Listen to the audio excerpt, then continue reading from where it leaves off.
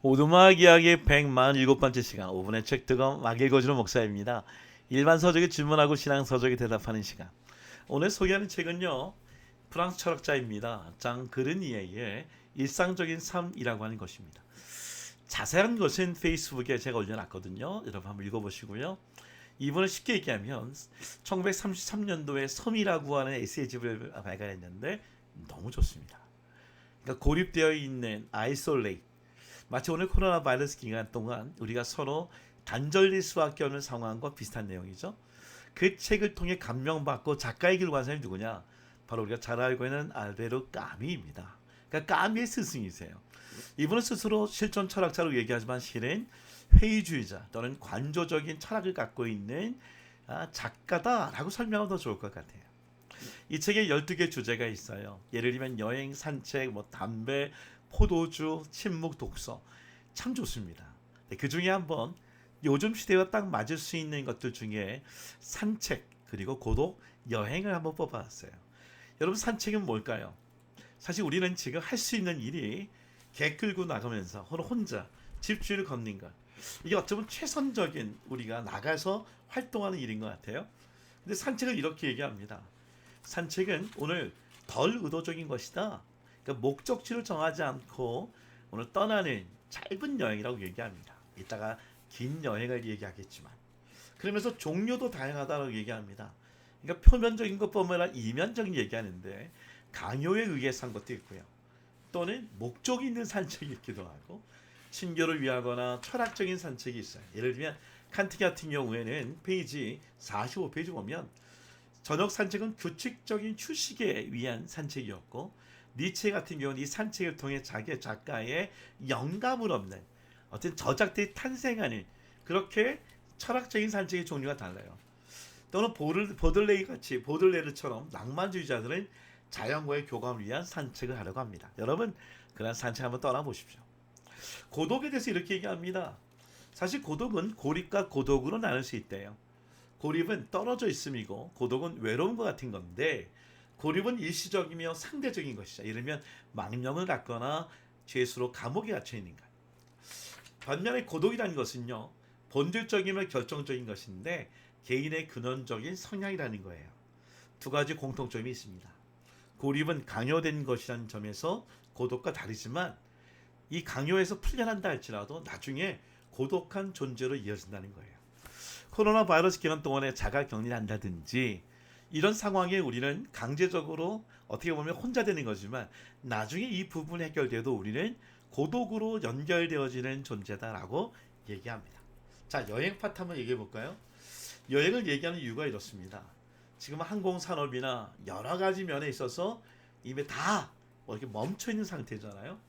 페이지 9페이지 이런 얘기예요. 여행이란 리틀의 사전에 따르면 어떤 곳에서 멀리 떨어진 다른 곳에 이르기 위하여 옮겨가는 과정이다. 여기서 위하여라는 말을 강조해야 한다. 여행은 의도적인 행위이다. 목적지가 있다는 거예요. 산책은 목적지가 아니라 의도한 것이 아닌 것들에도 이게 떠나지만 여행은 목적지가 있어요. 그래서 몇 가지 종류를 얘기해요. 예를 들면 어떤 여행이 있을까요?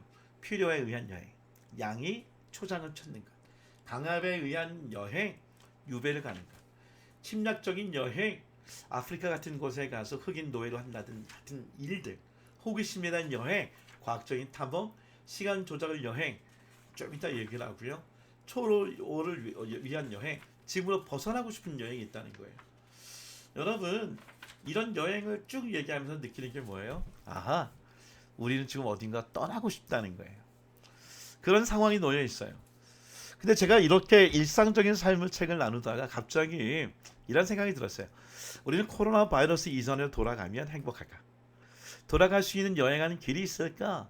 오늘 그 책을 소개하는 유승준 작가님의 다시 돌아갈 수 있을까라는 좋은 책이 있습니다. 이분은 철학을 전공하신 분이고 그리고 방송 통신학과 나와서 가나북스의 대표로 있는데 제가 이분을 참 좋아하는 것 중에 개인적인 것은 어렸을 적에 이 성결교단에서 신앙생활을 했고 우리가 존경하는 남도의 테러사인 문지경 전도사님의 책인 바로 천국의 섬 증도를 바로 썼던 작가이시죠. 자, 이 책을 제가 소개하는 이유가 이런 것입니다. 이분은 19페이지에 1970년대 80년대의 한국 교회를 굉장히 그리워합니다. 가난했고 부족했지만 깨끗하고 정직했던 곳이라고 얘기해요. 20페이지. 요즘 한국교회는 너무 삭막하고 건조하다. 22페이지. 불과 3, 40년 만에 우리는 너무 많은 것을 잃어버렸다. 잊지 말아야 할 것들도 잊고 살았으며 간직해야 할 것들을 스스로 없애버렸다. 성미 주머니는 각종 명목의 헌금 봉투로 대체되었으며 찬송과 기도는 강남 뒤편에 가득 메운 대형 스크린으로 뒤바뀌었다. 인본주의와 자본주의, 물질주의, 오늘 이것으로 인해서 한국교회가 무너져 있다라고 얘기합니다. 이 책은 코로나 바이러스 기간에 쓰여진 책은 아닌데요. 저는 그런 느낌이 들었었어요. 아하, 코로나 바이러스 전에 돌아가면 한국교회나 교회와 크리스찬들을 바라보는 세상의 관점이 바뀔 수 있을 거다 생각했는데 그건 제 착각이었습니다. 미안한 얘기지만 우린 좀 더 긴 여행, 좀 더 긴 목적지를 갖고 갈 필요가 있어요. 그건 어딜까요? 어떻게 보면 1970년대 여기서 얘기한다면 바로 평양 대붕성회가 있었다. 양반과 상놈이 함께 예배를 드렸던 교회, 예수, 그러면 세상이 존경하던 시대로 돌아가자고 얘기를 합니다. 문재경 우리 전도사님의 이야기를 적어놓고 있어요. 이렇게 얘기합니다. 남도의 테라사 수녀로 일컬어지는 순교자 문경전 전도사와 전남 신안군에 있는 증도를 얘기합니다. 여러분 2,000명에 있는 성도들이 주민들이 있는 곳에 크리스찬 기독교율이 가장 높습니다. 그리고 가장 보면 여기 있는 상황을 보면 섬이지만 아까 얘기했던 장그런 위에 이 섬이라고 하는 이 고립고도 이런 섬과 다르게 바로 그곳에서 예수 그리스도의 교회의 모습이 볼 수 있었다라고 얘기합니다. 물론 이렇게 얘기를 합니다. 페이지 204페이지. 물론 그 시절이라고 해서 다 좋고 순수하고 아름다웠던 것은 아니다. 무조건 돌아가자는 얘기는 아니에요. 다만 최소한 그때는 교회가 지금의 교회보다는 깨끗했다. 세상 속에 홀로 둥둥 떠있는 섬 같은 교회가 아니었다는 거예요. 와, 재밌어요. 최소한 그때는 크리스천들이 요즘의 크리스천들보다는 순진했다. 요새 참 괴롭습니다. 저도 정인이 사건을 비롯해서 요새는 그 청소년 선교단체 사건 때문에 괴롭습니다. 여러분 좀 돌아오고 싶어요. 욥기서에 있는 말씀 읽어드릴게요. 29장 2절 말씀.